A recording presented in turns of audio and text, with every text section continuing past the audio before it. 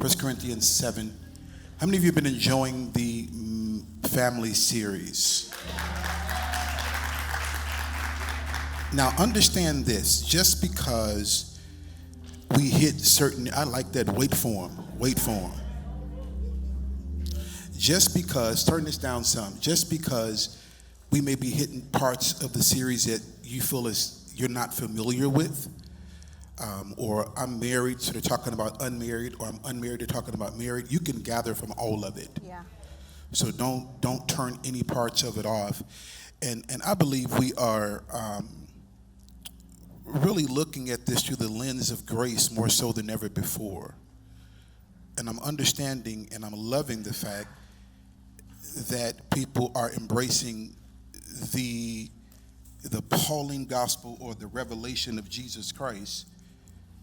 Even when she was talking this morning about communion, and she read that scripture. Now, that scripture was always read to me as such. Yeah. If you've been in sin, don't take it. Yeah. Yeah. And that ain't even what that means. And so I thank God that as we walk through scripture, not that it was wrong, it was just incomplete. You want to have a complete understanding so we can live the life God has called us to live. 1 Corinthians 7. So today we'll tackle, we did some marriage last week. We're not finished with marriage, but I do want to deal with the unmarried today.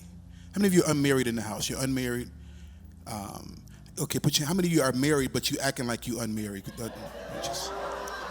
Don't raise your hand. Don't raise your hand. Don't raise it. Woo. You gotta ask, that was a trick question, I think. Yeah. Now turn her up some. Turn her up some. some.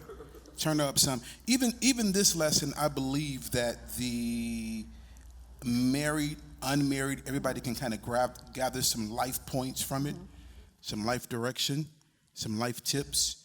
1 Corinthians 7, and hear this through the message or through the lens of grace, because grace is not the card we use, when we mess up. It is not the card we pull when we are in sin. It is the ability of God to get us back to his original intent for our lives. It is the ability of God that causes us to live according to the standards of God and get to our expected end. And so many people, the reason we're struggling, even in marriage, and even as it relates to the unmarried, is because we don't have that understanding. We think God's going to kill us. He's going to get us. Some unmarried, I've counseled unmarried, and they think, well, because I've done this and done that and had kids out of wedlock and I've been married before, I get to stay in this state. That's not true. I don't care what you've done. I don't care where you've been. I don't care how bad things have gotten.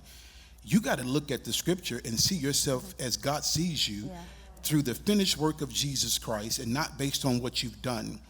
The reason some of us are not moving forward because we're so guilty, we're so ashamed of things in our past, and it is stifling us. And here's why it's hard to get over it. It's because people won't let you get over it. People will remind you of what you did and how you were and who you used to be. They'll come in your life on chapters that they know nothing about the whole book, and they'll judge you on that chapter. And you got to be very careful of allowing people to do that. But you can't do it if you don't understand the scripture. Say the scripture. The scripture. So even in this, in Paul, he's talking to the unmarried. Now, Paul had the gift of singleness. The gift. If you saying I got the gift, but you want to be married, you don't have the gift. No. Paul had the gift. So stop misquoting that I got the gift. Now, you just ain't found nobody yet, or they ain't found you, but you don't have no gift. It says, but I would have you, verse 32, I would have you without carefulness or without anxiety or stress and care. He that is unmarried cared for the things that belong to the Lord, and how he may please the Lord. And he that is married cared for the things that are of the world, and how he may please his wife or the husband in that regard. Drop down to verse 35. And this I speak for your own profit, not that I may cast a snare upon you, but for that which is comely, and that ye may attend upon the Lord without disturbance, anxiety, without desperation. Put that down. Without entertainment. Without commotion. Without commotion. So many unmarried are so open to entertainment because they are not content with where they are. So you'll entertain anything. It's kind of like we read last week how it was God's idea that man not be alone, that Adam not be alone. Whose car is this back? It must be our neighbor. That man Belt do that every Sunday. He must be going to work. No, really. Tell him we'll buy him a belt, whatever that belt is. No, I'm not trying to be funny. Knock on the man door Tuesday and tell him we'll buy him a belt for his car, and whatever other repairs he needs, we'll do that for him. Because it's a distraction. Because it's a distraction. I want to ease my distraction. He got to be going to work or to the Aldi's or something, because he do it every Sunday morning when I get up to preach. that you may attend to the Lord without disturbance, without entertainment. I told you last week how it was not Adam's idea that he not be alone. It was God's idea. And so God had already gave him all the animals to name and that kind of deal and to define. And the Bible says, and he found none of them for him. He didn't entertain anything that wasn't for him. Put that in your notes. Because the world has said, entertain everything. I keep moving. Should I keep it up? I'll keep it up. The world says, entertain everything and find what's for you. You wear yourself out that way. Oh, yeah. You get taken advantage of. Come on here. And you'll get tired of not finding the right thing, and you'll just pick one. You ever pick something you really didn't want, but you got tired of looking and fooling around, so I just grabbed something? I really didn't like it, but how you like it? I was running late and I had to get on something, so I just grabbed this blouse. It's all right. You do that with food. You do that with food and everything. Yeah, you don't know but you don't do that with people. Yeah. You don't want to get stuck with somebody they all right, but it was just, wasn't. No, I don't want to do that with food either. Oh, you don't? I don't want to just pick anything. I want to have a taste for it. I want to have a need for this at that point and then choose it and then, hey. Come on. Well, go ahead on. Go ahead on. She got a good preaching lipstick on today. Come on. that you may focus on, listen to, obey God without commotion, without disturbance, without distraction, without something pulling you away, without something competing with your emotions. Write that down. A lot of us have too many things competing for our emotional state, for our mental space. Single means, come on, let's talk about what single means. Unmarried, separate. It means one, complete. It means whole, individual, particular, unique, noticeable. Noticeable. Here, I'm glad to give this disclaimer. If you're married, you're going to hear some things in this unmarried portion that you're going to be like, wait a minute. That's me, but I'm already married. Don't beat yourself up. Don't trip.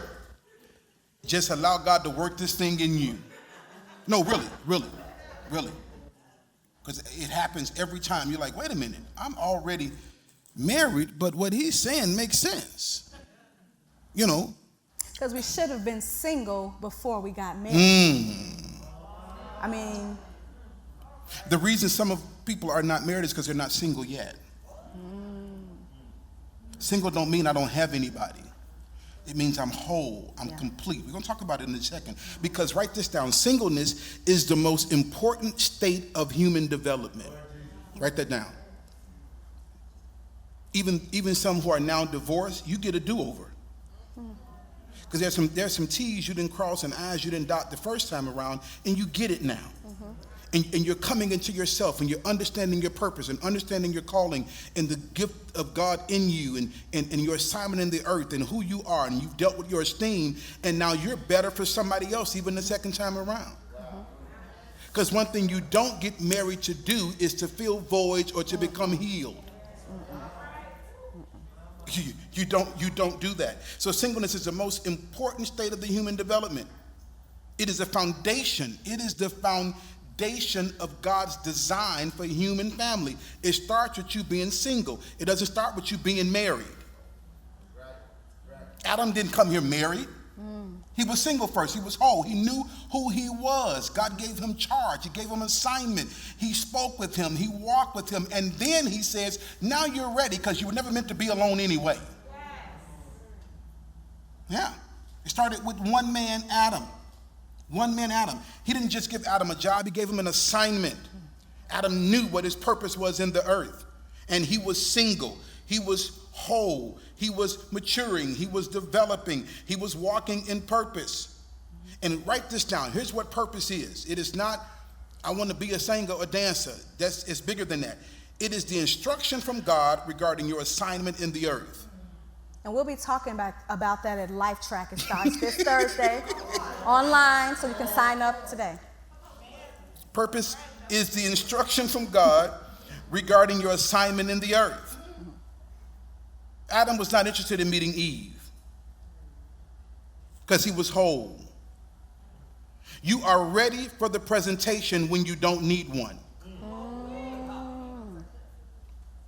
If you're desperately seeking a presentation, that is a clear sign that you're not ready for one. And that you'll get the wrong presentation. If desperation is anywhere in your seek, you're not ready for a presentation. It is when dating is a matter of choice and not a necessity that you are ready. I gotta have me somebody. You're not ready. I gotta date. You're not ready. I need me a man or woman. You're not ready. Adam was caught up in purpose. God had to interrupt Adam's purpose to say, hey, let me put you to sleep because it ain't good for you to be alone, and let me get you somebody. He did that to you too, didn't he? To me? He interrupted your purpose and showed you me. What you? You were Oh, in, hush! You don't even know what she's finna say. No, you were coming to a rehearsal. Yeah. I wasn't thinking about any of that. You wasn't thinking about but it. you wasn't either. I wasn't either. You were singing soprano, and I came to the practice to become a part of the choir, and there you were. Yeah. And I said, look at God. Look at God. Whoa, man. I said, whoa. and I said that day, I said, this is gonna be my wife. She didn't know me, I didn't know her. She had a little boyfriend at the time, but he wasn't nothing. He was lightweight. I gave her a way out. She didn't even know. Hallelujah. Glory to God. So we I dealt with him and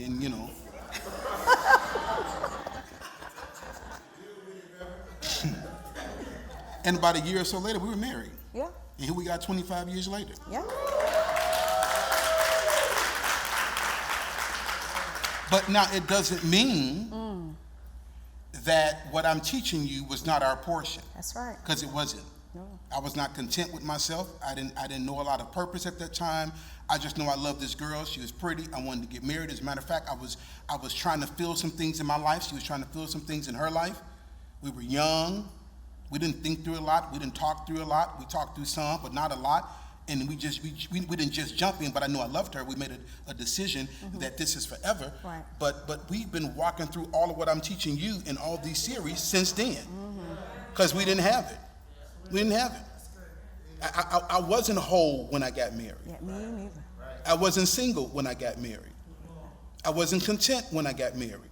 I was very insecure when I got married. I wanted her to fill some voids in my life. I wanted her to be a part of my glamorous future that I was kind of iffy about if I was going to have one. But if I get her, then we'll have it. And she figured if I get him, because I'm over here and I don't have much and he ain't got much and let's just do this and so forth and so on. And we were young and dumb, but we loved each other. Now, they said love is not enough. Love plus you making this commitment or this, what do you always call it? This, not declaration, but this determination. Yeah. Because love is enough, but it doesn't work by itself.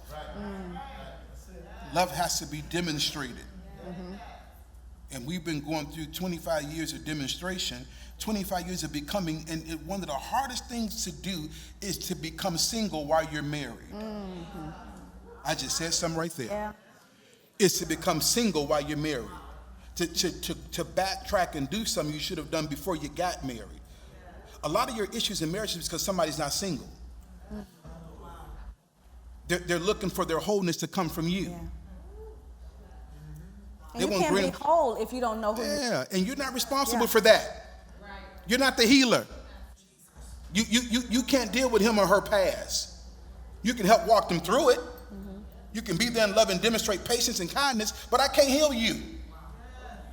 And some of our bitterness is because I thought when I got married to you, you was going to fix this. Mm-hmm. And I thought a couple of trips around the world and vacations and posting on Facebook, we was just going to be good.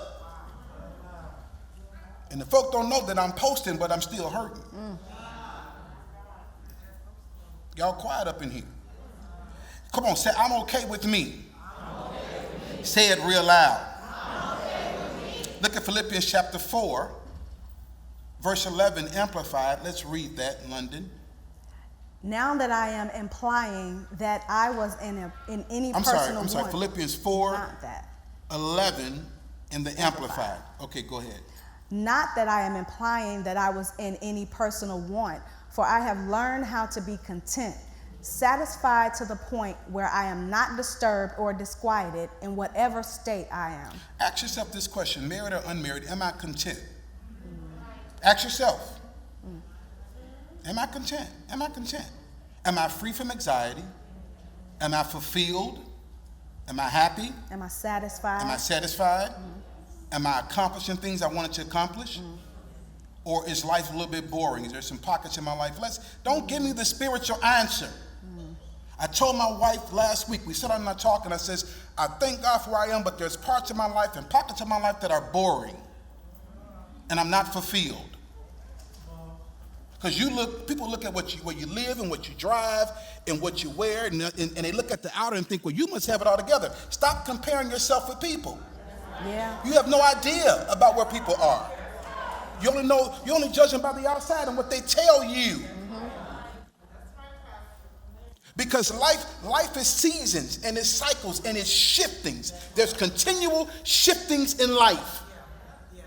And when you should be shifting, but you're not, life gets boring because I should be somewhere else. Not necessarily physically, but even mentally.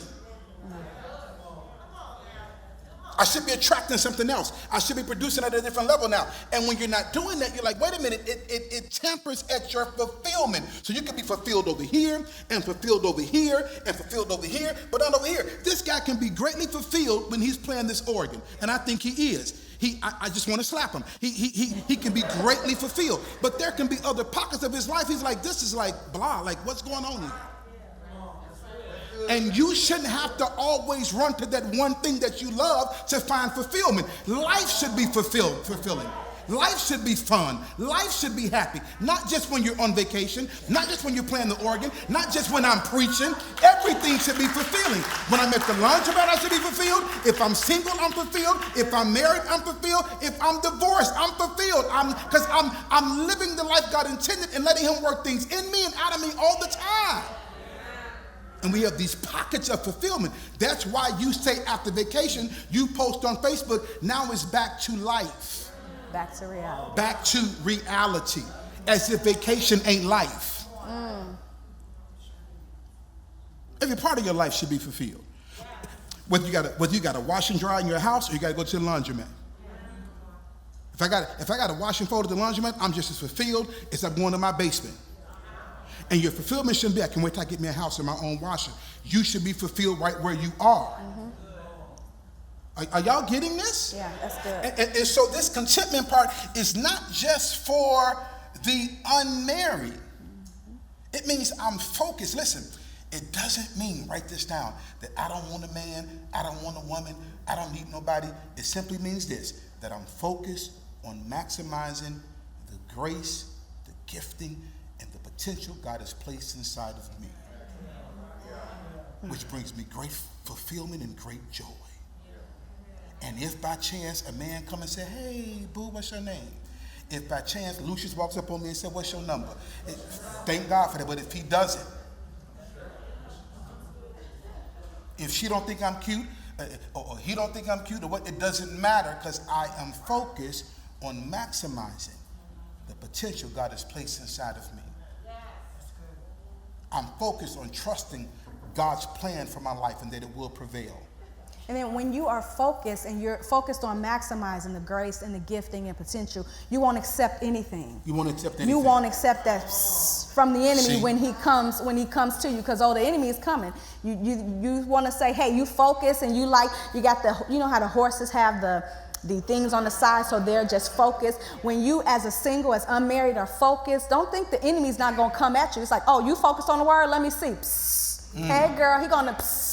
That's what he did to Eve. So you got to make sure when you're content, you are focused on the grace and the gifting, and that's when you'll receive all that God has for you, even in a spouse. Because if you're not content, every relationship, write this down, will be an unconscious attempt. Unconscious. So you don't even know you're doing it. An unconscious attempt to complete yourself. If you're not content, every relationship, unmarried, married, friends, buddies, co-workers, will be an unconscious. Your subconscious mind is always at work, and you don't even realize it, and you're trying to complete yourself. Because we were talking about this last night, and we're talking about when people get married, they don't mostly get married to complete or to help the other person. We always think, what can I get out of this? And we go into it selfishly. That's because we're not complete. Not knowing it, though. Not knowing it. It's subconscious. It's subconscious. Yeah. But when we consciously know that, hey, we're complete, we know who we are, then we can go into a relationship saying, how can I help this person be who God has called them to be, and vice versa? Most people don't go into marriage saying, I'm going in to help him or help her. I'm going in because I want somebody. I feel comfortable with having somebody. I want to travel. I want to build a family. I want to get a house. I want to do these things. And you come in with these subconscious notions or help me over here, expectations for yourself, and you're not trying to be selfish, but really you are. And it is not till you get in marriage till you realize, wait a minute, I took the trip and I did all these things, and I still don't feel how I thought I would feel. I thought I would be further along at this point. I thought I would be fulfilled and more happy by now. And you realize you can't have that expectation without dealing with all of the heart issues that come with it. With every person comes a suitcase, and you can't ignore that suitcase, because you can't do it. Every person. I don't care if you're saved. I don't care if you love the Lord. I don't care if you're a prophet. You got a big prayer life, little prayer life, doesn't matter. You come with a suitcase, because we all have a past. We all have a historic creation, and most of them were dysfunctional. Well, I didn't have no dysfunction. I had both my parents. And your point is what? I grew up in a nice neighborhood, and your point is what? I went to private school. That's not functional. That's called tuition. Yeah, it's called paying tuition, yeah. There is dysfunction, there is secrets, there is mishaps, there is betrayal, there is hurt, there is pain, there is shame, there is lack of love. There's all these things in all of our historic makeup, and most of us got married to address some of those things through our spouse. We should have been doing this as we were single. Like we said, we didn't do this when we were single. We did this when we were married. We talk about in marriage about talking back to birth. That actually should start when you're single. You can have a direct line with God to talk. He can talk you back through your birth, and you can receive healing then. When you receive healing as a single, that's less that you have to deal with being married. The enemy still has a target on your back when you jump into the marriage relationship, but he ain't had a target against each other, because right now we fight each other. We fought each other because of our past and what we've dealt with and what we weren't healed from. But when you're healed, when you're single and healed, when you come into marriage, that part is over. He can't get you against each other. He got to find another tactic. And that's why you come in saying even words like, I need a man or I need a woman. And it's not until you no longer need someone that you can have a real relationship with them. It is not until you fully, two is better than one. But if I get healed to the point where I don't need you for those healing things, I can have now a real relationship with you. Because if not, now I'm selfish. I'm trying to get you to help me with these voids. And I think as Israel Holden said, it's a God-sized void, not a man-sized void. Here's why women sometimes mess up. Women, we got the scripture, he who finds a what? He who finds a who? Why? No. You got to balance it out. You got to study that scripture. So we jump right from being little girls to trying to be wise. You got to be a woman first. Before you're a wife, you got to be a woman. You jump from being high school, cheerleading team, college, got a job, to wife. And you skip over woman. And you try to take on these attributes that you never even learn. Yeah, because if you... Can I keep going with this? We've been taught you should be a wife when you're found. You should be a wife when you're found. No. You should be a woman, a whole woman, when you're found. And then once you get to the point in your wholeness of saying, I'm now ready to say I do to somebody, now I become a wife. Now I become a husband. Now we can sit down and look at and go through how that looks for us. Right. How her being a wife looks for me. Right. There is no one page on you need to be a wife and you get married. You know how to cook and clean. No. What if she comes in and in our home she don't cook or clean? I do. I done lost all the room. Y'all ain't gonna need to say amen or nothing, huh? Y'all just... I think we were taught those things. But one of the biggest... We were taught those things. I know we're taught them, but one of the biggest things you got to do in the kingdom now is unlearn some stuff that's killing you. Yeah. You can't... With her historic makeup and how she was raised and brought up, she needed to be a whole woman before she said, I do to me. Not, I'm learning how to be a wife. No. You be a whole woman. But that's what I was taught. I know. So I went and I got books and tried to get information on being a wife instead of books and information on how to be a woman, how to be a kingdom woman. That's the key, a woman and a kingdom woman. I didn't have the information on how to be a kingdom woman. So I should have been learning how to be a man.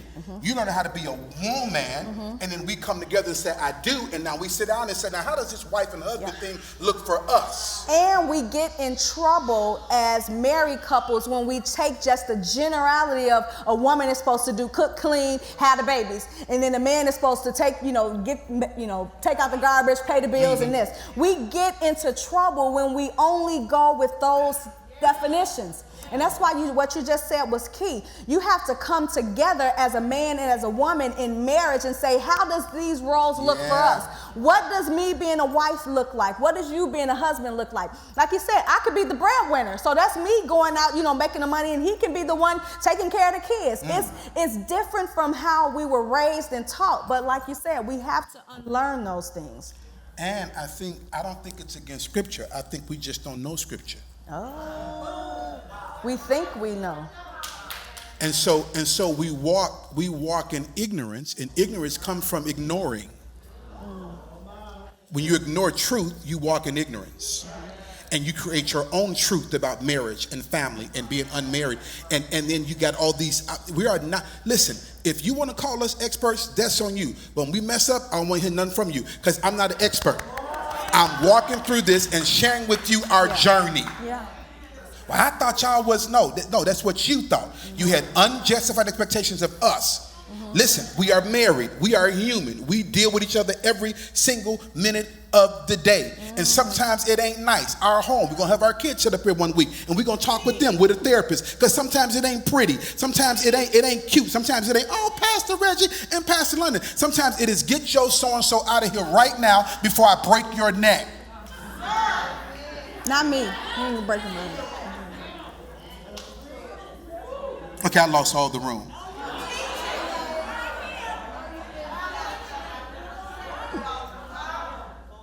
Well, how can you be saved and sanctified and have these kinds of moments just like you can?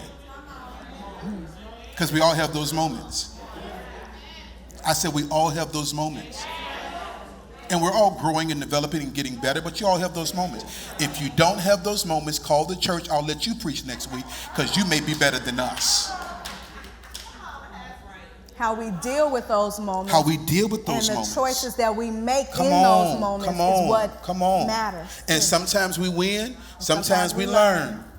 Sometimes I have a good moment and I handled that one great. And sometimes I didn't handle that one so well. And you get a do-over. And you live another day and do it over. But singleness is a time of maturing. Write this down. I have 4 minutes. I have 4 minutes. Yep, 4. You said, y'all, he just started. Well, I'm just following the clock. I just pastor here. I'm not in charge of nothing. I'm just the pastor. Singleness is a time of maturing. What does that mean? Confronting the child in you. Most of marital woes come from somebody being immature, somebody being childish. Paul says, when I was a man, when I grew up, I put away childish things. Singleness is a time you confront the child in you. Because if the child in you is still very much alive, it will be provoked. We talked about that, women. We talked about that at our pajama party. We talked about healing the little girl within. Everybody has a little girl or a little boy within. And if you don't provoke that, or change or heal that little girl, that little boy, you'll still deal with it, which brings out the immaturity. Yeah, I think we need a little boy thing too. Hey, y'all go for it. We got the win and See how she waved me off, Ebony. Well, y'all going on then. I don't got to do that. What's going on? Singleness is a time of getting settled in purpose. God's assignment for your life. You should do that before you get married. Yes. Before. Yes. That's why I told you, if it's not until you no longer really compulsively need somebody that you can have a real deal relationship with them. Because if you come in and you need them for everything, because I don't know who I am, help me, baby, and I don't know where to help me, baby. Like, wait a minute. We both trying to make it. It is a time to explore interests and hobbies. It is a time to enjoy life with you. What do you like to do? Not hook with your spouse. We went on vacation and I was sitting there and the lady was trying to get us to do some, what do you call them? Not excursions, but is it excursions? It's something like that. And no, she was trying to sell me something, Elder. And I'm like, lady, it ain't gonna happen. And she's like, but what do you like to do, Mr. Royal? And it took me a minute to spit that out. Cause I'm on vacation. I'm not in my bikini. Hey, y'all stop laughing. What you calling that thing? My who? My Speedos. If you can't be free on vacation, where you gonna be free at? I don't know them people. Hey, here's me. If you can walk around with that, I can put on my Speedos. You don't like it, stop looking.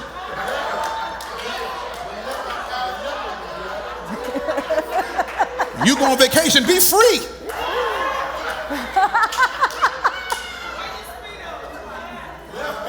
Huh? Hey. But they at least had faith on them. They had faith on them, Got to keep it holy somehow, And so she asked me, what do you want to do? And I'm sitting there like, well, I can't say preaching and reading the Bible. Like, what do I like to do? No. It's funny now, but it wasn't funny then.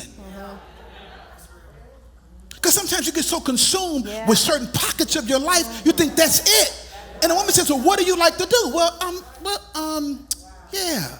And so then London started to say, well, you like to do this. And I'm thinking, she's making it worse. I don't even know what I like to do. I'm trying to help. I'm just help me, all right? I'm trying to help.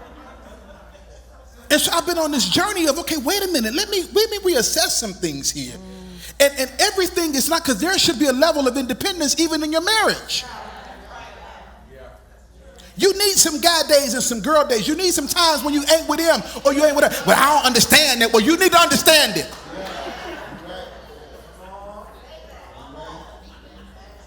You don't do nothing alone. You don't pee by yourself. You don't do nothing by yourself.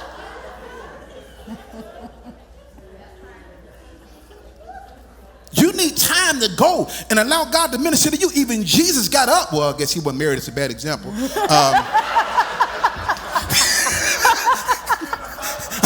I was finna go hard with that example. But Jesus got up and went away to pray by himself, but he wasn't married, so that ain't gonna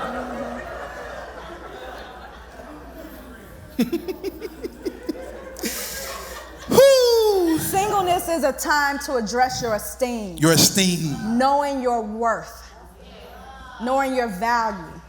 And it's not that your spouse, when you get married, won't help you with that, but they're trying to find out their value too. And if they're spending all that time trying to make you feel pretty and you feel loved and you feel wanted and you feel accepted, you're selfish now because it's all about you and your history and how you feel and what your mama said, and it's all legitimate. But what about what happened to me and my mama and my daddy and my history and how I feel? What about that?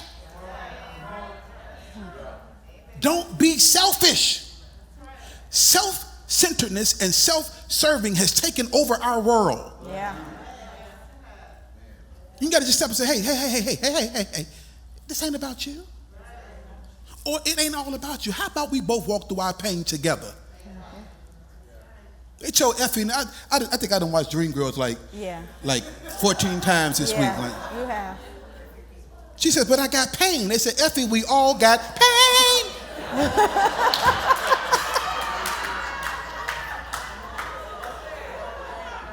I don't feel well. I don't feel well.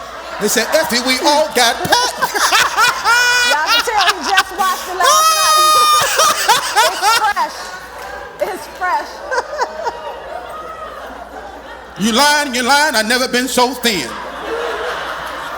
I'm not feeling that well. I'm not feeling that well.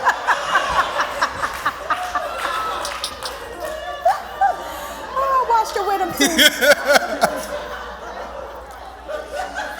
And I've watched it so many times because every time I start watching it, Pastor Kelly, I fall asleep. Yeah, that's a bad sign too. I can't sit and watch a movie that I want to watch without falling asleep. It took me 18 days to finish that movie.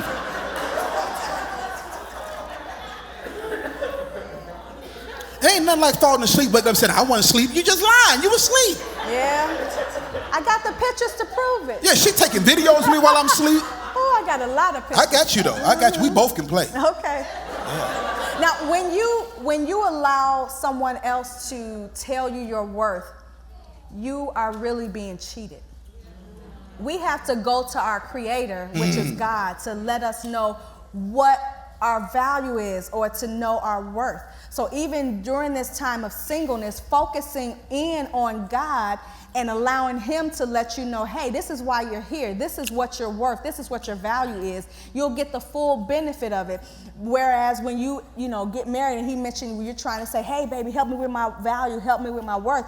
They can only do so much. But don't let anybody else define your worth and your value. That only comes from God. The singleness being a time of maturing, getting settled in purpose, exploring interests and hobbies, addressing your esteem, becoming solid in your faith.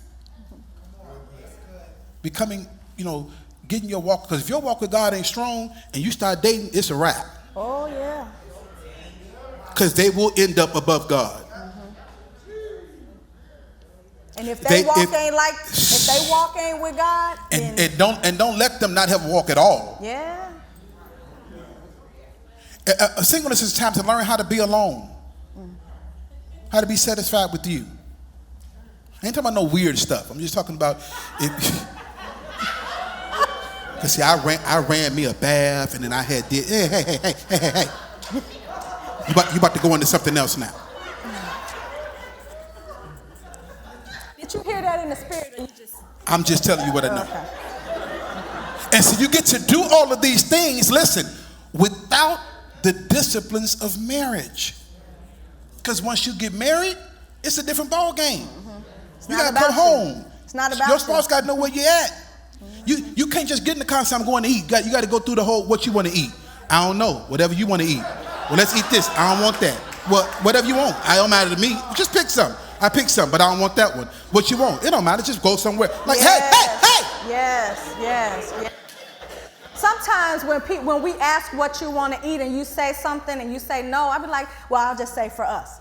When he asked me, what do you want to eat? I said, it doesn't matter. And then I start naming some restaurants. Outback. No. I'm like, well, you asked me what I wanted to eat. Now you saying no? So you But just she picked the already restaurant. know I don't like the Outback. The wings always But soggy you and the asked me bread what is I hard. wanted to eat. You asked me what I wanted to eat. You did. Because I'm trying to be courteous. Okay, well, you really want, so I did not say what you want to eat, because that's really what it boils down to. I'm not trying to manipulate your eating. But see, when you single, you ain't got to deal with that. You can go where you want to go. You ain't got to ask nobody nothing. She done got feisty, huh? When you single, you ain't got to deal with that. You ain't got to ask nobody nothing. Listen, when I was growing up, we all talked in soprano because we all had to be heard, so I do it. And she's still talking soprano at home right now. All the time. She talking E minor. And what's soprano key, Chris? E minor? That's how she talk all the time. That's a lie.